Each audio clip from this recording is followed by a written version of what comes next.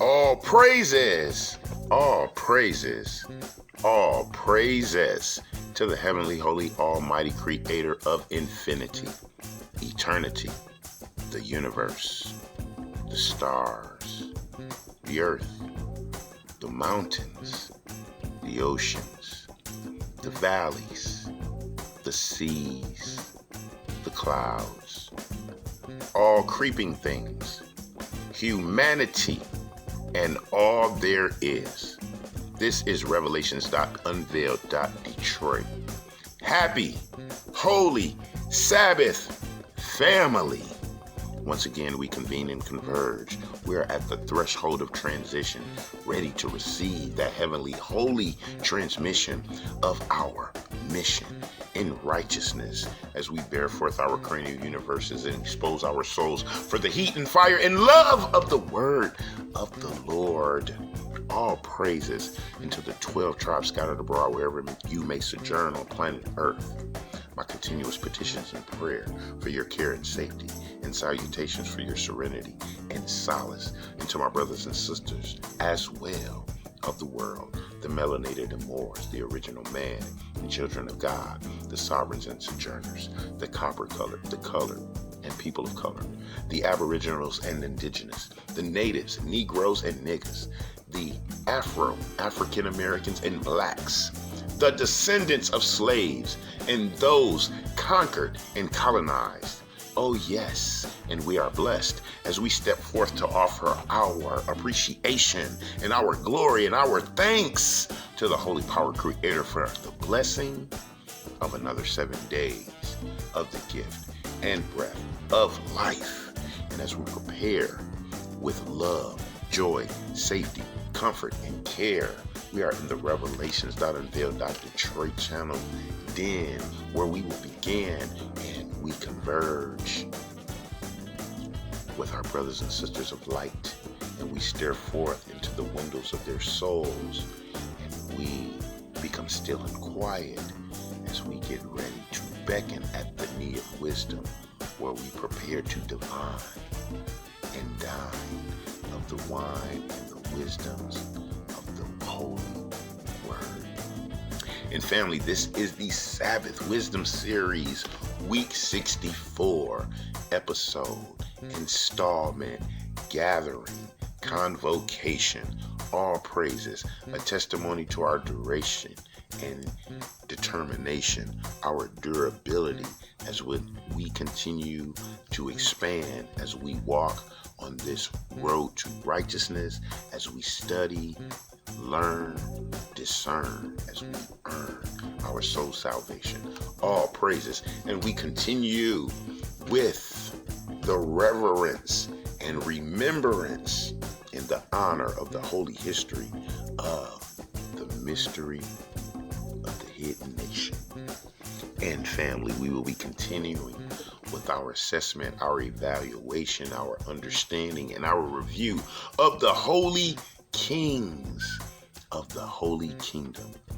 And so in last week's episode, we had King Hezekiah, who was dealing with an ailment and was given the prophecy of the doom and downfall of his sons in an upcoming invasion from the king of Babylon. And this is after he has dealt with the assaults from the Assyrian king Sennacherib, who took the 10 tribes of the northern house into the lands of Assyria, into captivity, where they never returned.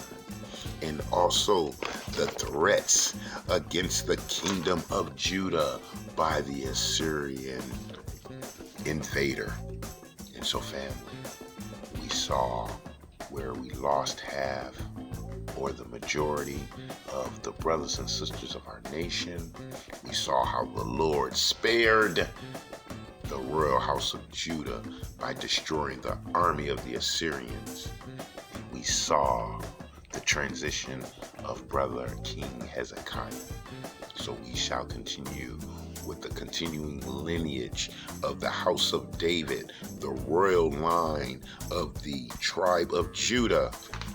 And of course, we pay due honor and homage to the Revelations.Unveiled Detroit channel standards in the books of Malachi chapter 3 verse 6, the book of Hebrews chapter 13 verse 8. And as we continue to dissect the holy history and wisdoms, we use the tools of Holy Brother Prophet Isaiah in his scroll of the 28th chapter, verses 9 through 11. And we shall continue with a review of our royalty, our pain, and our prayer in this Sabbath Wisdom Series, episode 64. And we began in the book of 2 Kings, chapter 21, verse 1. Manasseh was 12 years old when he began to reign, and reigned 50 years in Jerusalem, and his mother's name was Hephzibah. All right, family, we have the introduction to King Manasseh, a son of King Hezekiah of the previous chapter. And he did that which was evil in the sight of the Lord, after the abominations of the heathen, whom the Lord cast out before the children of Israel. For he built up again the high places which Hezekiah his father had destroyed. And he reared up the altars for Baal, and made a grove, as did Ahab king of Israel, and worshipped all the host of heaven, and served them. And he built altars in the house of the Lord, of which the Lord said, in Jerusalem will I put my name. And he built altars for all the host of heaven in the two courts of the house of the Lord. And he made his son pass through the fire, and observed times, and used enchantments, and dealt with familiar spirits and wizards. He wrought much wickedness in the sight of the Lord, to provoke him to anger. All right, family. King Manasseh caused his son to pass through the fire. That is a sacrifice to the god Molech, by placing the child on a statue with burning palms to engulf that small one. And he observed times, which was he followed the astrological signs of the stars, and used enchantments, which is curses and voodoos and hexes and so forth, and dealt with familiar spirits, which are calling up ghosts and spirits of the dead, and dealt with sorcery and sorcerers. Verse 7, and he set a graven image in the grove that he made in the house, of which the Lord said to David and to Solomon his son, in this house and in Jerusalem, which I have chosen out of all the tribes of Israel, will I put my name forever. Neither will I make the feet of Israel move any more out of the land of which I gave their fathers, only if they will observe to do according to all that I have commanded them, and according to all the law that my servant Moses commanded them. All right, family, so you see what the condition is for us going home, being home, and staying home. If we observe to do all according that was commanded in the law of Moses. Verse 9, but they listened not, and Manasseh seduced them to do more evil than did the nations whom the Lord destroyed before the children of Israel.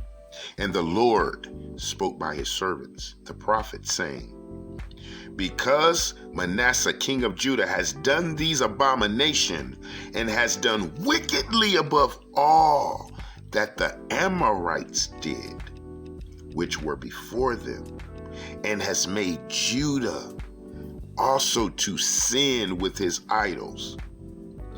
Therefore, thus saith the Lord God of Israel, behold, I am bringing such evil upon Jerusalem and Judah, that whosoever hears of it, both his ears shall tingle.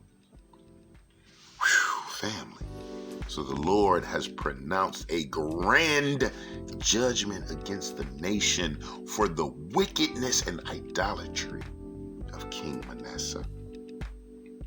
And I will stretch over Jerusalem the line of Samaria and the plummet of the house of Ahab, and I will wipe Jerusalem as a man wipes a dish, wiping it and turning it upside down. And I will forsake the remnant of my inheritance and deliver them into the hand of their enemies, and they shall become a prey and a spoil to all their enemies, because they have done that which was evil in my sight, and have provoked me to anger since the day their fathers came forth out of Egypt, even unto this day. Moreover, Manasseh shed innocent blood very much, till he had filled Jerusalem from one end to another, beside his sin wherewith he made Judah to sin, in doing that which was evil in the sight of the Lord. Now the rest of the acts of Manasseh, and all that he did, and his sin that he sinned, are they not written in the book of the Chronicles of the kings of Judah? And Manasseh slept with his fathers, and was buried in the garden of his own house, in the garden of Uzzah. And Ammon, his son, reigned in his stead.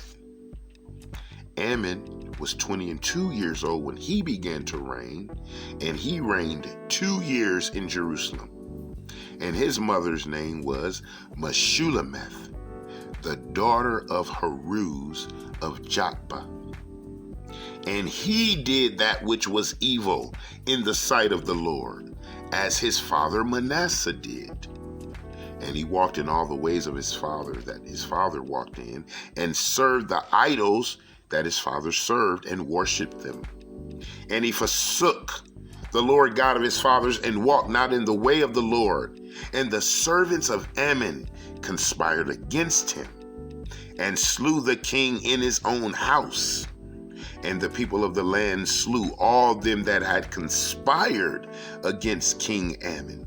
And the people of the land made Josiah, his son, king in his stead. Now the rest of the acts of Ammon, which he did, are they not written in the book of the Chronicles of the kings of Judah?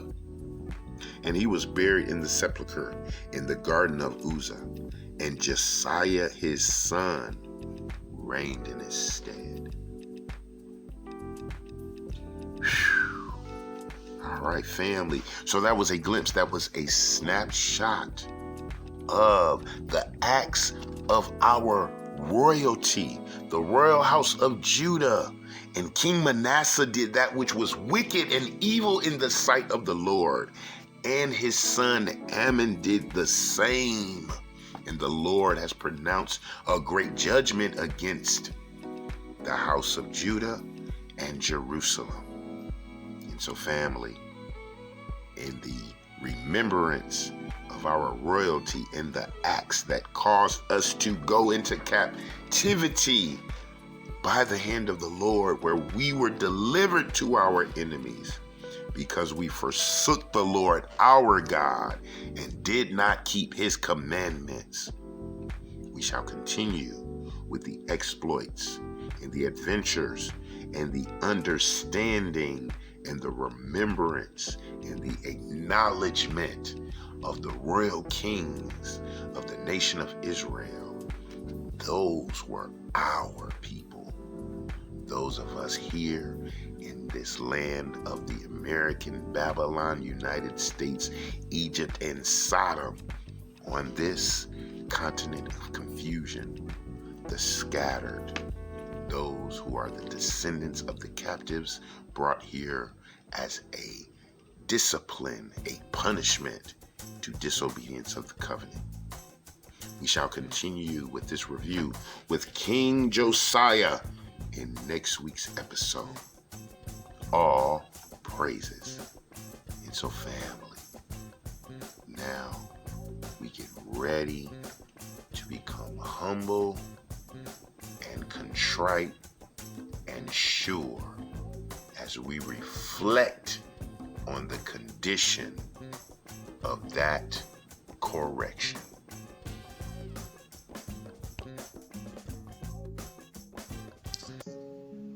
The book of Deuteronomy, chapter 7, verses 6 through 9. For we are a holy people unto the Lord our God. The Lord our God has chosen us to be a special people unto himself, above all people that are upon the face of the earth. The Lord did not set his love upon us, nor choose us because we were more in number than any people, for we were the fewest of all people. But because the Lord loved us, and because he would keep the oath which he had sworn to our fathers, Abraham, Isaac, and Jacob, has the Lord brought us out with a mighty hand and redeemed us out of the house of bondmen from the hand of Pharaoh, king of Egypt. Verse 9. Know therefore that the Lord our God, he is God, the faithful God, which keeps covenant and mercy with them that love him and keep his commandments to 1,000 generations. The book of Joel, chapter 2, verse 27.